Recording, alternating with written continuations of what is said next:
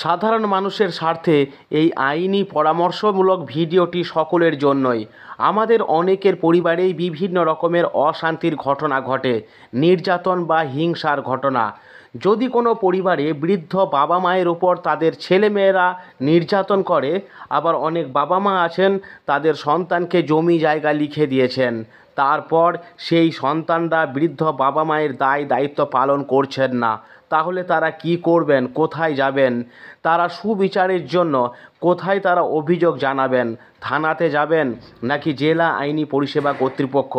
আর একজন মহকুমা শাসক তিনি বা তাদের জন্য আইনিভাবে কতটা কি করতে পারেন, সে বিষয়েই আজকের এই টিপস। আমার এখানে আমি সেটা কম্পিটেন্ট অথরিটি, সেই কেসগুলোকে আমি ডিল করি।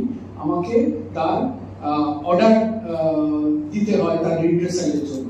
তো এই জায়গা থেকেও কিন্তু আমরা প্রচুর এইরকম কেস পাই আমার এখান থেকে, আমার অফিসে, যেখানে আমরা দেখতে পারি যে যারা বয়োজ্যেষ্ঠ আছে, যারা সিনিয়র সিটিজেন আছে, তারা তাদের ছেলে মেয়ে বৌমা দ্বারা কতটা অত্যাচারিত হচ্ছে এবং তাদের সেই ব্যাপারটা তাদেরকে এমন একটা জায়গায় যেতে হচ্ছে, সেই জায়গায় তারা অসহনীয় হয়ে যাচ্ছে তাদের পক্ষে, এবং তাদেরকে রিড্রেসালের জন্য আমার কাছে আসতে হচ্ছে। এই জায়গাগুলো কিন্তু খুব প্রয়োজন তাদেরকে অ্যাওয়্যার করা। আবার এরও কিছু লুপহোলস থাকে, আমি বিষয়টা বলি। যেমন আমাদের এনডব্লিউপিএসসি তে একটা প্রভিশন আছে যে একজন বাবা কিংবা মা তার সন্তানকে তার বিষয় সম্পত্তি লিখে দিল একটা কন্ডিশনে, যেখানে যে আগামী দিনে আমি যখন কাজ করতে পারছি না, আমি অথর্ব হয়ে যাচ্ছি, আমার দেখভাল, আমার চিকিৎসার ব্যবস্থা, আমার ভরণ পোষণের জায়গা কিন্তু সেই সন্তানকে নিতে হবে। সেই একটা ক্লজে সে তার সম্পত্তি যেগুলো আছে সেগুলোকে তার বাবা মা তার ছেলে মেয়েকে ট্রান্সফার করে দিল, এবং ওই যে ট্রান্সফার করলো, পরবর্তীকালে দেখা গেল যে ছেলে মেয়ে তাদের উপর অত্যাচার করে সেই বাড়ি থেকেই তাদেরকে বার করে দিয়েছে। তারা তখন রিড্রেসালের জন্য আমার কাছে আসে, এবং এখানে একটা প্রভিশন আছে, ওই যে ডিডটা করেছিল সেই ডিডটাকে রিভার্ট করা, মানে সেটাকে আবার ক্যান্সেল করে দেওয়া এবং আগের পর্যায়ে ফিরিয়ে নিয়ে যাওয়া। তো এই জায়গাটা আমি একটা বোধহয় এরকম একটা অর্ডার দিয়েছিলাম, মোস্ট প্রবলি আমাদের নানুরের ক্ষেত্রে না ইলামবাজারের ক্ষেত্রে, আমার ঠিক মনে পড়ছে না। তো এরকম একটা অর্ডার দিয়েছিলাম। এরপর থেকে আমার কাছে প্রায় 10-12টা অ্যাপ্লিকেশন করতে লাগলো, সবারই ওই একই অভিযোগ, এবং সবার দাবি হচ্ছে তাদের ওই দলিল যেটা করেছে সেটাকে ক্যান্সেল করে। এরপরে আমরা করে গেলাম সমস্যা যে, এবং মানে চালের মধ্যে থেকে আমাকে কাপড়টাকে বাঁচতে হবে যে অ্যাকচুয়ালি কারা সমস্যায় পড়ছে, এবং এই যে প্রভিশনটা যে দেয়া আছে সেটা তার জন্য কতটা প্রযোজ্য সেটা আমাকে দেখতে হবে। তো সেই জায়গা থেকে আমাদের ওই আইনেরই প্রভিশন আছে, একজন রিকনসিলিয়েশন অফিসার নিয়োগ করা, আমাদের অফিস থেকে তাকে পাঠানো হয়, এবং সে প্রাথমিকভাবে একটা ইনকোয়ারি করে দেখে যে না, সে যে অভিযোগটা করছে তার মধ্যে সত্যতা আছে, কিংবা সে যে অভিযোগটা করছে তার মধ্যে এক ফোঁটাও সত্যতা নেই। তো এই জায়গাগুলো কিন্তু আমাদের মাথায় রাখতে হবে যখন আমরা অ্যাওয়্যার করছি, এই বিষয়টাও অ্যাওয়্যার করে দেওয়া যে এক অস্ত্র বেশিরভাগ ইউজ করলে কিন্তু সেটা হোতা হয়ে যায়।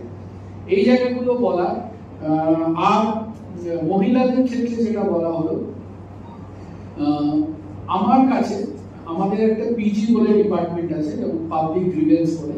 তো সেই জায়গায় সর্বস্তরের মানুষ কিন্তু তারা অ্যাপ্রোচ করে আমাদেরকে, তাদের কোনো সমস্যা থাকলে সেটা রিড্রেসালের জন্য মহিলারাও আমার কাছে আসে। এবং আমি বলছি যে অনেক সময় না তারা পুলিশের কাছে যেতে একটা কুণ্ঠাবোধ করে, কেননা হয়তো তারা সেই একটা এনভায়রনমেন্ট যেরকম চায়, যেখানে সে একটা মিউচুয়াল ট্রাস্ট থাকবে, সেখানে এসে সে তার গোপনীয় কথা যেগুলো বলবে সেই বিশ্বাসটা তাদের মধ্যে থাকে না। তার ফলে যেটা করে, তারা আমার কাছেও এখানে আসে, আমার এখানে আমার মহিলা ডেপুটি ম্যাজিস্ট্রেট আছে, আমি তার কাছে প্রথমত পাঠাই, সে তার সমস্যাটা তাকে বলে, তারপরে আমরা ডিসিশন নিই যে তাকে কার কাছে কোন ফোরামে পাঠাবো কিংবা কার কাছে পাঠাবো যেখানে তার সমস্যাটা দূর হতে পারে। তো এই জায়গাগুলো আমার অফিস থেকে আমরা ডিল করি, এটা আমি তোমাদেরকেও বললাম। তোমরা আগামী দিনে যখন প্র্যাকটিস করবে এই জায়গাগুলো তোমরা মানুষকে অ্যাওয়্যার করতে পারবে। যারা এখানে উপস্থিত আছে, বাবা মা আছে,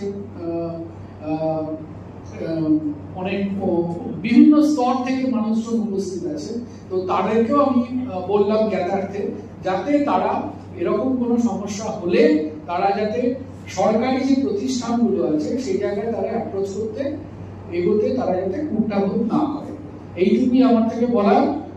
আশা করি আজকে এই একদিনের যে ক্যাম্প কিংবা সেমিনার যাই বলি না কেন, অ্যাওয়ারনেস প্রোগ্রাম, সেটা তার লক্ষ্য সে অর্জন করতে সক্ষম হবে। সবাইকে নমস্কার, ধন্যবাদ। রাজ্যের বিভিন্ন প্রান্ত থেকে যারা এই ভিডিওটি দেখছেন, আপনাদের কারোর কোনো সমস্যা থাকলে আপনারা নিকটবর্তী আপনাদের জেলা আদালতের, জেলা আইনি পরিষেবা কর্তৃপক্ষের দপ্তর বা আপনার যে মহকুমা শাসকের কার্যালয় পড়ছে সেখানে গিয়ে আপনি আপনার সমস্যার কথা জানান। আশা করি আপনারা সুবিচার পাবেন, আইনি সহায়তা পাবেন। আর এই ভিডিওটি সকলের স্বার্থে শেয়ার করে দেবেন, যাতে আরও অনেক মানুষ এই আইনি সুযোগ সুবিধার কথা জানতে পারেন। নমস্কার।